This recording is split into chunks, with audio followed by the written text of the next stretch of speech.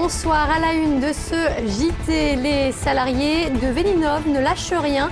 Alors que l'entreprise a été placée en liquidation judiciaire, une nouvelle mobilisation est prévue dans les prochains jours.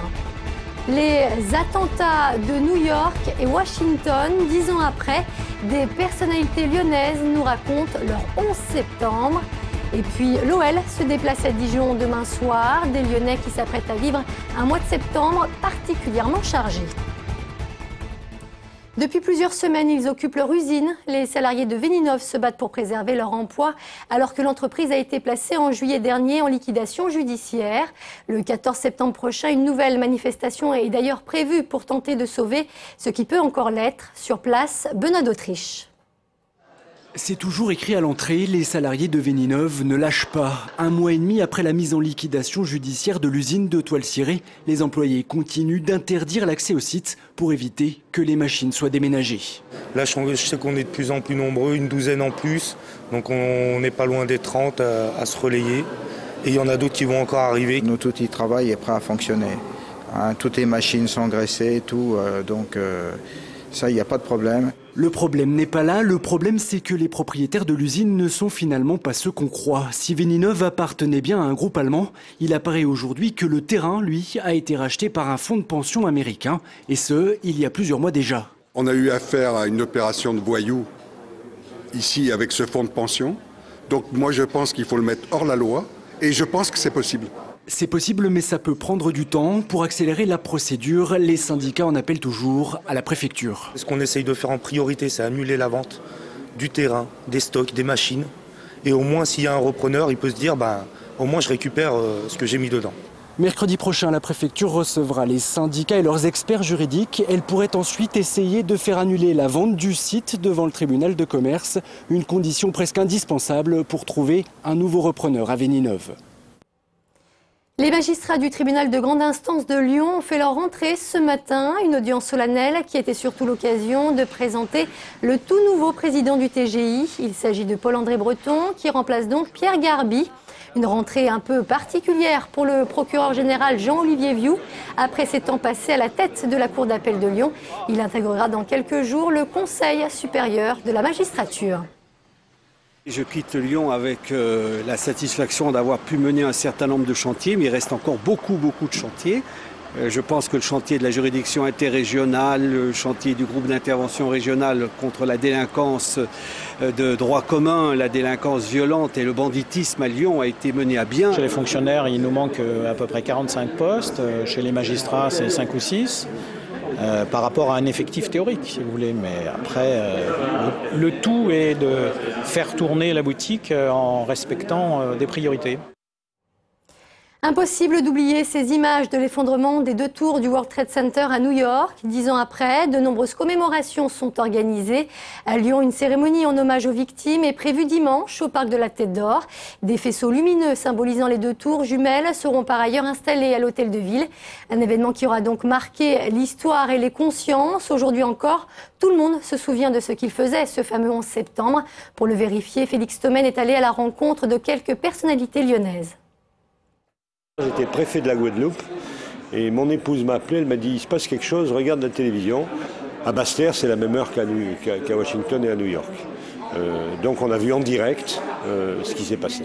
Il y a un de mes cuisiniers qui est en fait arrivé à 17h30 et qui m'a dit et qui m'a donc expliqué ce qui s'était passé.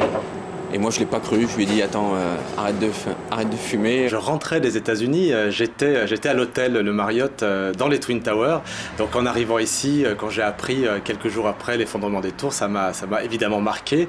D'autant plus qu'on a croisé des gens qu'on a rencontrés dans l'hôtel. Donc, c'est un moment qui m'a doublement frappé, si je peux dire ça comme ça. Je faisais un discours. Et on est venu me porter un petit papier en me disant il y a un attentat contre le World Trade Center.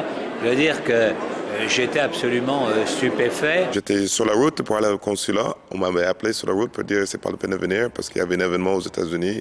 Je rentrais vite pour regarder CNN et j'ai vu le 2e tour avec l'avion qui rentre dedans en direct. J'étais à Damas en poste en Syrie. J'ai appris les nouvelles. C'était vers la fin de l'après-midi.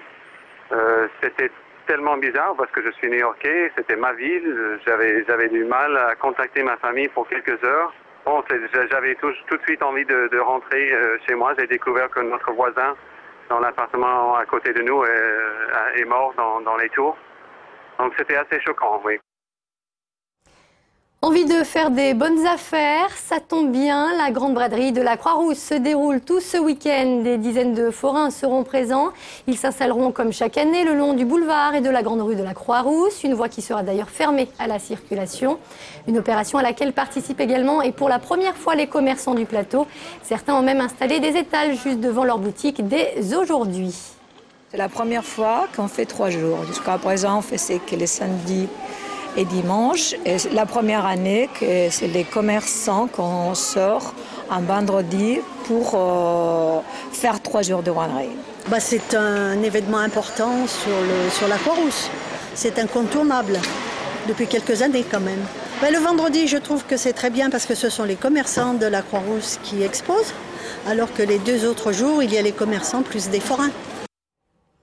Du sport à présent et un retour au championnat pour l'Olympique lyonnais. Demain soir, les hommes de Rémi Garde affronteront Dijon, une équipe lyonnaise qui devra se passer encore de nombreux joueurs, dont Gourcuff et Lisandro blessés. Émilie Deschamps nous livre les enjeux de cette rencontre. Les internationaux rentrés au bercail, l'OL peut aborder sereinement un mois de septembre chargé. Pas moins de 7 matchs en 23 jours, dont 2 rencontres de Ligue des Champions et 3 chocs face à Marseille, Bordeaux et Paris. Voilà ce qui attend les Lyonnais.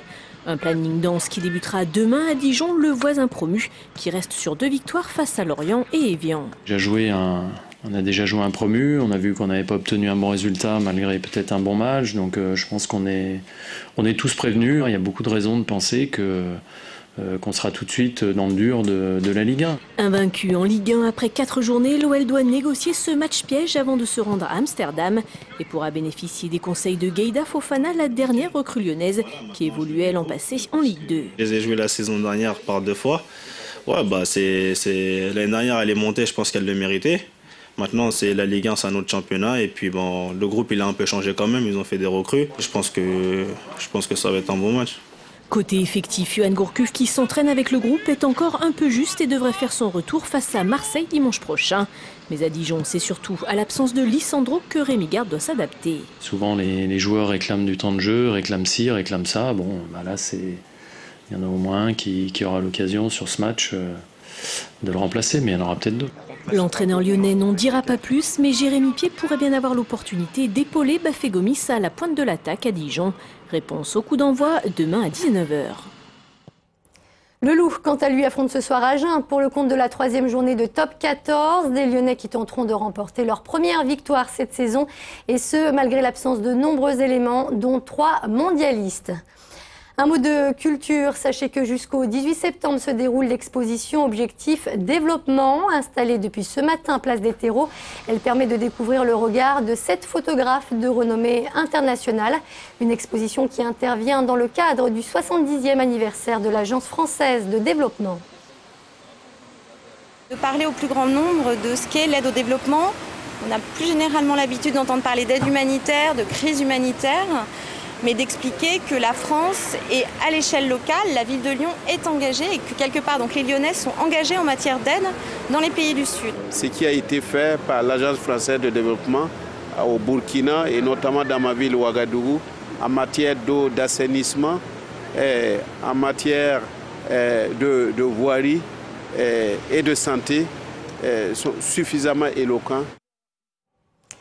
Et c'est la fin de ce JT. Merci de nous avoir suivis. À suivre la météo de ce week-end. Bonne nouvelle, il fera beau et chaud. Passez une très bonne soirée sur notre antenne.